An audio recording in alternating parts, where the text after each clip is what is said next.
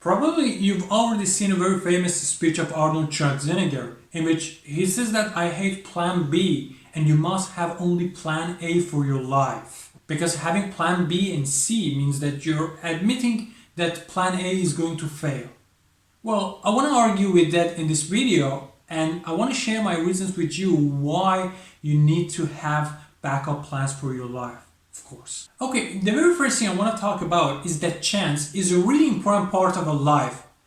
Saying things like thinking and hard working is everything isn't actually true, and I think that it's a big lie.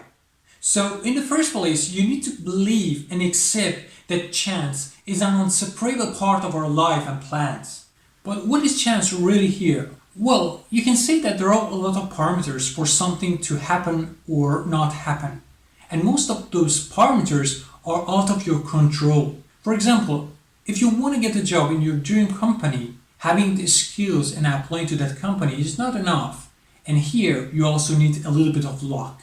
Because sometimes no matter how hard you try, if that company doesn't have any empty space for you, they won't even take a look at your CV. Yes, in some cases, if you contact them and apply your CV over and over, there is a chance that they eventually open a new position for you. But the point here is that it's something that you don't know for sure and it's out of your control. Well, that's the reason why I'm telling you why you need a little bit of luck as well. Okay, I need to say this, that chance is not randomness actually. I mean, if you have enough information and gather all the parameters about that specific thing, you can actually predict the future with a good accuracy. And even you can take your next steps for your plan A gradually. But in real world, it's not the case. And the number of parameters are so high, near to infinity. So it's almost impossible to predict the future. For instance, it's almost impossible to predict the decision of the boss of the company for the next decade, how many employees they want to have. However, there is one way to increase your odds of being successful. And it's trying over and over. In other words, hard working. Let's get back to our example we talked about earlier. For example, you want to apply to get a job in your dream company. You can apply over and over to that company to eventually to get the job. It could take 6 months, 1 year, or even 5 years. You can do it and probably eventually you can get the job. But the point here is that life is not simple that much.